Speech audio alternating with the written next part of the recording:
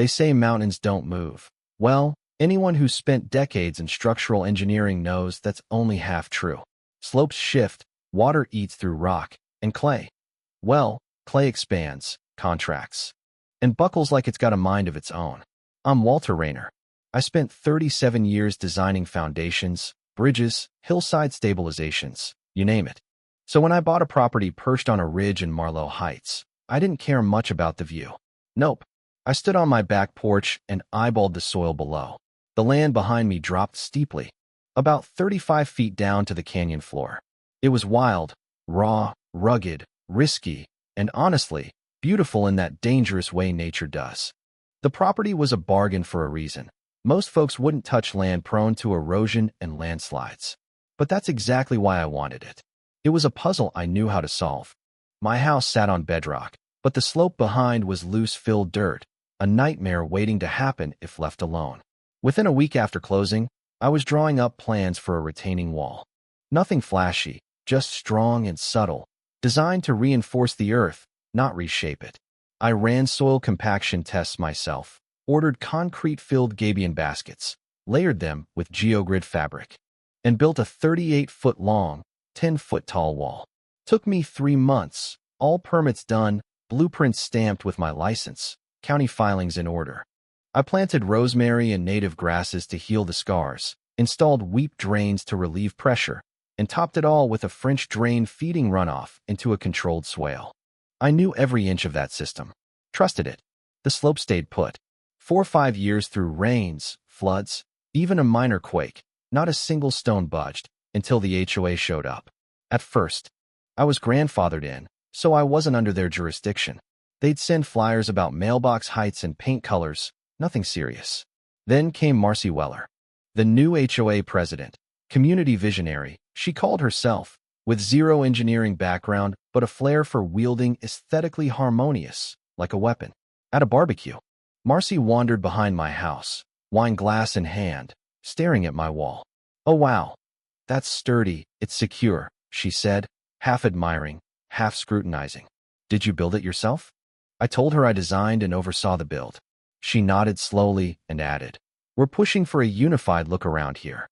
Natural gradients, native lines. This feels a little prison wall, Walter."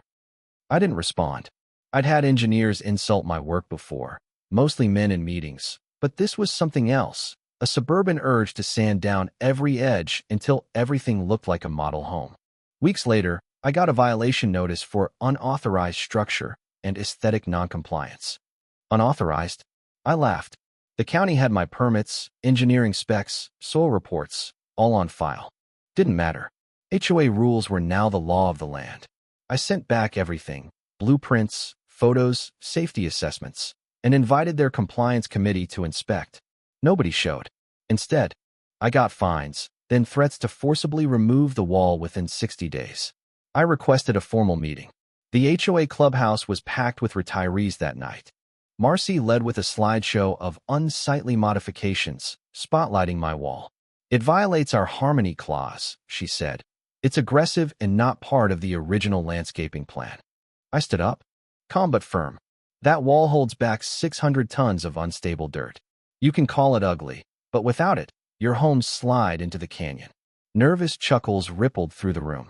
I repeated, "I've got years of seismic and rainfall data, licensed analyses on record. Tear that wall down, and you're rolling the dice on property safety." Marcy didn't flinch. "We'll take your concerns under advisement, but compliance is mandatory in 60 days. I left boiling inside but calm on the outside. I wasn't about to dismantle what kept my land, and theirs, stable. 3 days later, a letter arrived on fancy ivory cardstock. "Final warning. Remove the wall within 30 days or face legal action." Signed by Marcy, no less. It looked like a wedding invitation, but felt like a slap in the face.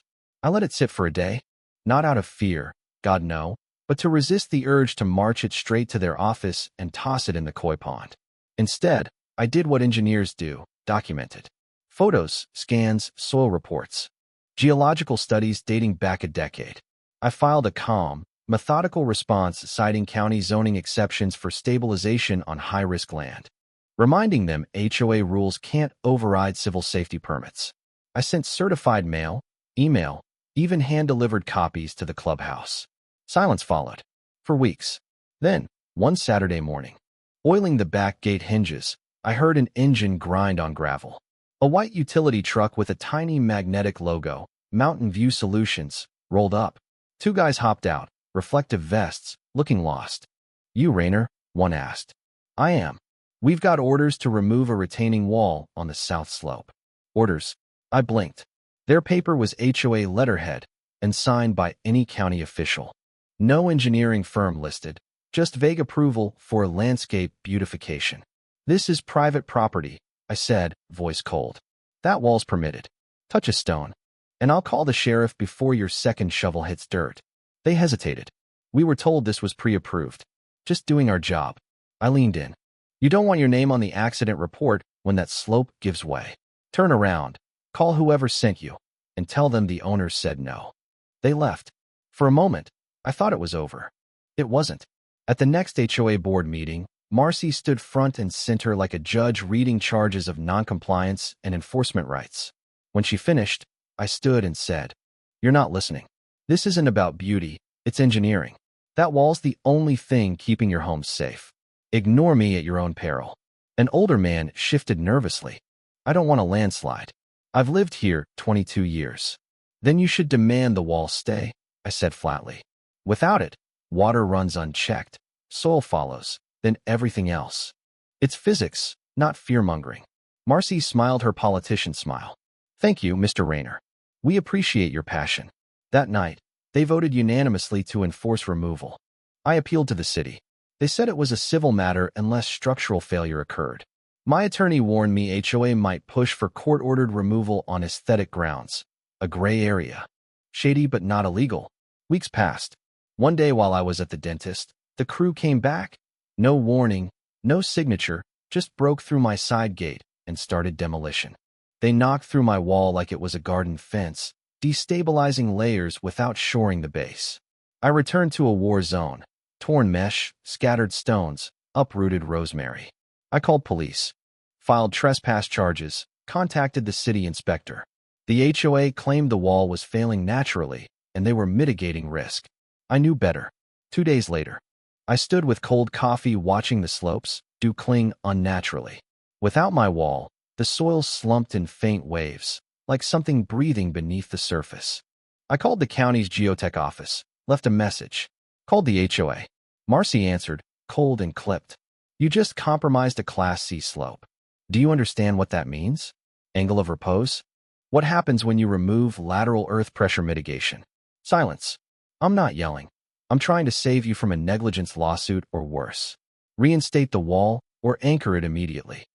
"We consulted a landscaping consultant," she said, "and we believe the slope is stable." That's not settling. It's sloughing, and if it moves fast, no one will have time to blame me before a living room slides into the ravine. She hung up. So I did what I had to, document it. Surveyor flags, daily measurements. Within 6 days, movement was undeniable, up to 3 inches near the base. I filed urgent complaints, shared reports with neighbors. Most shrugged, some called insurance, a few got nervous. Cynthia Hall, a civil litigator new to the neighborhood, took me seriously. She demanded an emergency HOA meeting. They denied her. "We're not geologists," Marcy said. "And we've paid for a landscaping consultation that confirmed stability." The consultant wasn't licensed. They never set foot on the site. Pride mattered more than facts. On day 8, the first hairline crack appeared, running like a scar across the slope. I knew then we'd passed warning. The county finally responded. A young geotech analyst named Daniel Leon came out, horrified. "They just took it down? This isn't landscaping, it's an emergency."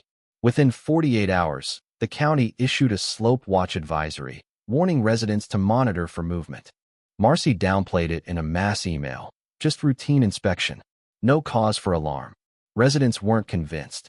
Neighbors knocked on my door asking if they should evacuate. I told them straight. If the rain hits hard and the ground keeps shifting, sleep with your shoes by the bed. Machines roared too early one morning. I dropped my tools and ran outside.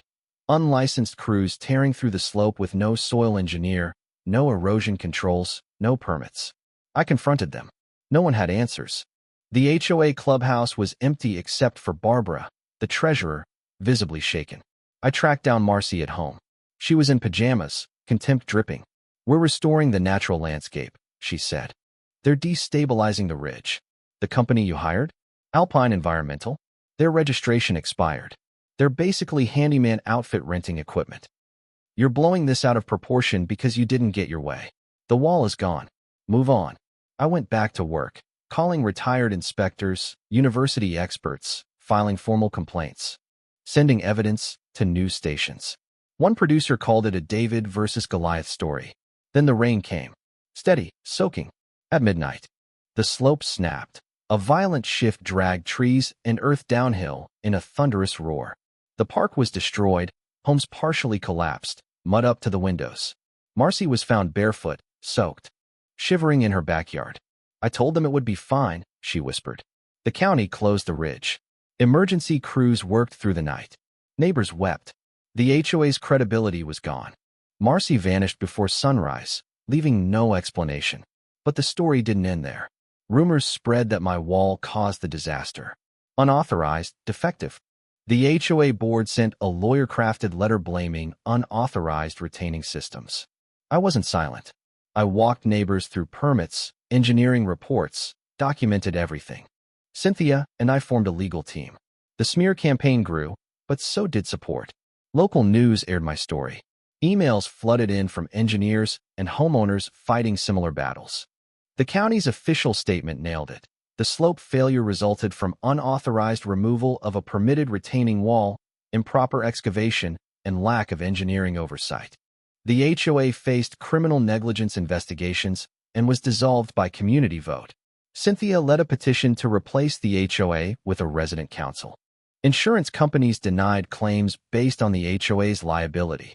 We filed suit for gross negligence, property destruction, defamation, and public endangerment. A leaked email from Marcy revealed the truth. Even if he's right, the wall has to go. It's a precedent thing. The tide turned. Neighbors who once avoided me now apologized. I wasn't the villain. I tried to protect them all along.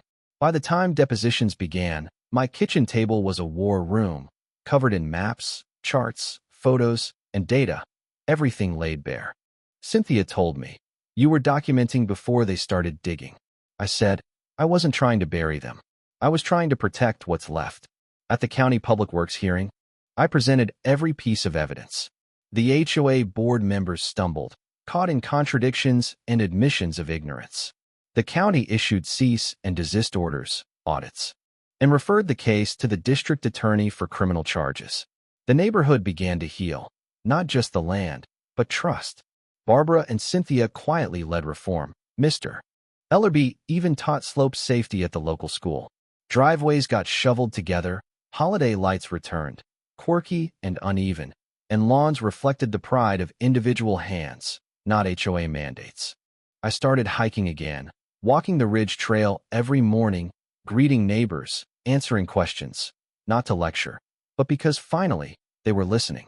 One evening, my son David showed up with his daughter, my granddaughter, who had never seen a wild rabbit before. We watched one hop through the rosemary by the new retaining wall.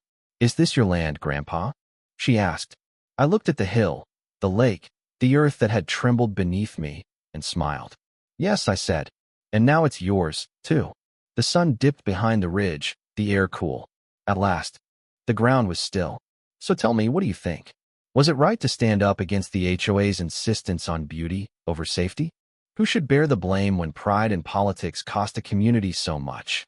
Share your thoughts below, because sometimes the greatest risks come from the people we trust to protect us.